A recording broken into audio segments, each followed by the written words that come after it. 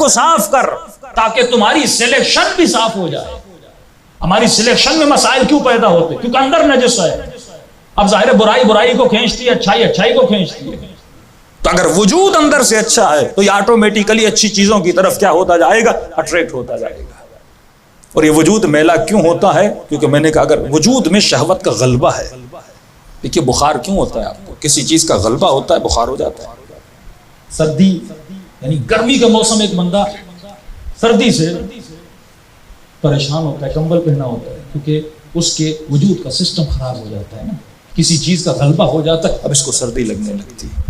اسی طرح جس کے اوپر شہوت کا غلبہ ہے یہ بھی ایک طرح کا بیمار ہے. بیمار آدمی کو صحیح چیز بھی پھیکی لگتی ہے کیونکہ بیمار ہے، اس کے سینسز صحیح طریقے سے کام نہیں کر رہے، اس کے دماغ کو صحیح میسج نہیں پہنچا رہے. اسی طرح جس جوان پر شہوت کا غلبہ ہو جاتا ہے وہ بیمار ہے. اس حالت میں اسے نہیں پتا لگتا کہ میں کیا دیکھ رہا ہوں. تو جس طرح جسم کی بیماریوں کا علاج ہے، ڈاکٹرز ہیں، اسی طرح شہوت کا بھی علاج ہے. بہترین علاج جو شہوت کا ہے کہ جوان جلد سے جلد انسان کیا کر لے؟ شادی کر لے. کہ فرمایا کہ اس کی نماز کا ثواب دگنا ہو جاتا ہے. ہاں جب زمین پر چلتا ہے تو اہل زمین جو اللہ کی روحانی مخلوق ہے اس بندے کی طرف اٹریکٹ ہوتی ہے، کیونکہ اب اس کا وجود کیا ہو چکا ہے؟ صاف ہو چکا ہے. اب اس کی نگاہیں ہر طرف نہیں جاتی کیونکہ اب بیمار رہا ہی نہیں، یہ ٹھیک ہو چکا ہے. 90% لوگ جو وقت پہ شادی کرتے ہیں وہ گناہوں سے بچ جاتے ہیں. 90% لوگ. اور آپ ریشو نکالیں جو دیر سے جن لوگوں نے شادی کی ہے ان سے جوانی کے گناہ پوچھئے وہ گناہوں میں مبتلا کیوں ہوتے ہیں؟ کیونکہ فطری تقاضوں کو جب تم پورا نہیں کرو گے. بھائی اس جسم کو کھانے کی ضرورت ہے، شدت پیاس آپ کو لگی ہے. اگر آپ کو منرل واٹر نہیں مل رہی تو آپ سادہ پانی، اگر سادہ پانی اب میلا پانی بھی نہ اگر پیاس سے مر رہے آپ گندے سے گندا پانی پیو گے تاکہ اپنی پیاس کو بجھاؤ.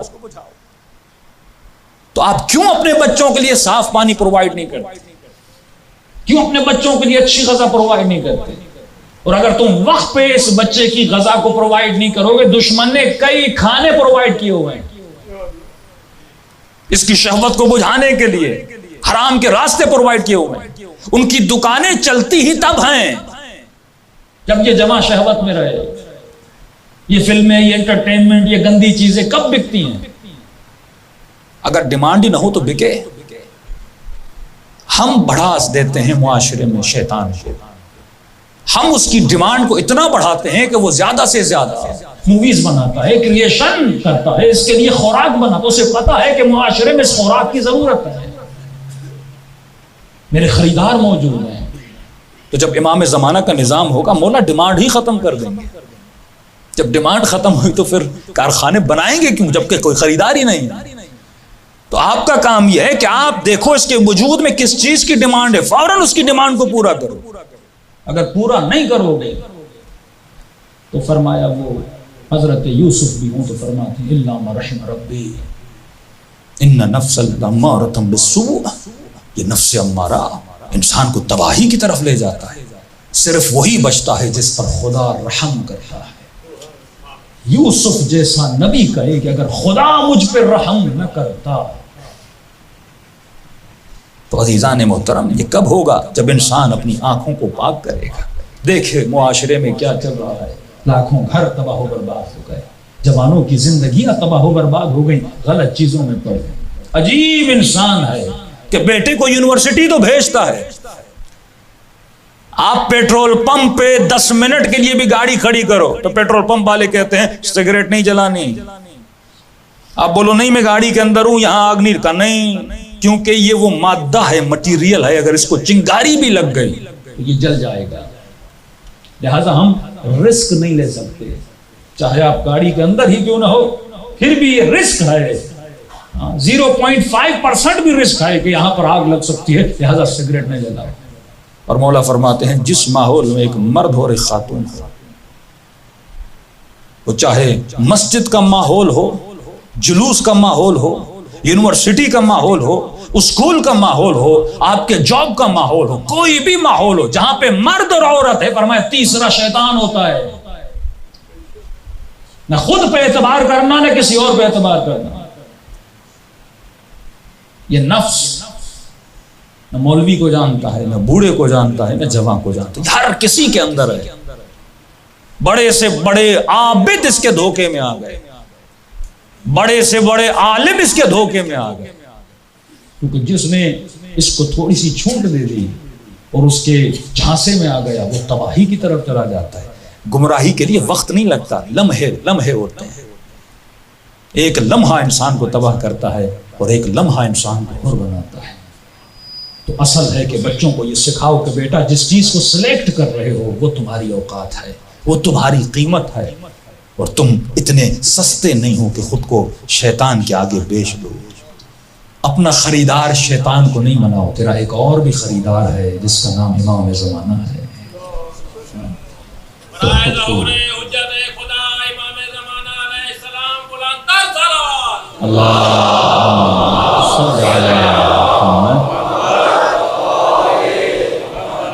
کچھ ایسے ایشوز بھی ہیں جو ہم ممبر سے بتا نہیں سکتے۔ تعدد زواج کا جو ایشو ہے تو اکثر خواتین ناراض ہو جاتی ہیں، مولانا اس سے ایک نہیں سنبھلتی، آپ دوسروں کی باتیں کر رہے ہیں۔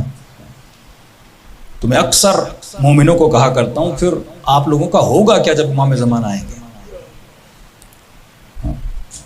وہ تو ایمان کا زمانہ ہے، وہ تو تنظیف نفس کا زمانہ ہے، وہ تو عدالت کا زمانہ ہے، وہ تو طہارت کا زمانہ ہے۔ تو ٹوٹل جو اسٹرکچر ابھی بنا ہوا ہے نا امام کے زمانہ میں، یہ اسٹرکچر نہیں ہوگا، کیونکہ گناہ سے بچنا ہے تو پھر جو نظام الہی ہے جس پہ گنجائش نہیں ہے اس ممبر سے گفتگو کی جائے، جا کر اسٹڈی کیجئے، تب جا کے اس معاشرے میں صلاح و بہبود آتی ہے۔ لیکن ہم اس نوجوان کو یونیورسٹی بھیج دیتے ہیں، اس میدان میں جو میدان شہوت ہے، مکس گیدرنگ میں، کو ایجوکیشن میں اس کو بھیج دیتے ہیں، اور توقع یہ کرتے ہیں کہ یہ جوان بچ جائے۔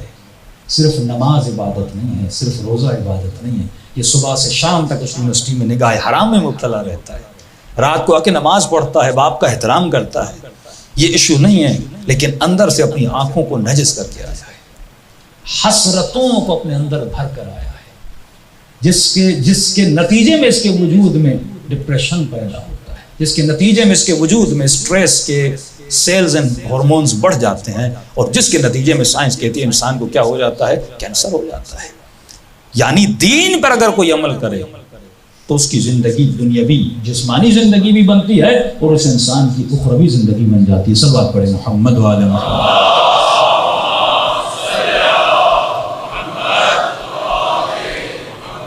آنکھوں کے بعد طہارت شکم، جب تک تو پیٹ کو پاک نہیں کرتا، لقمہ حرام اس پیٹ میں چلا جائے۔ فرمایا میرا شیعہ سوکھی روٹی پر تو گزارا کر سکتا ہے، لیکن علی والا کبھی حرام کا لقمہ نہیں کرتا۔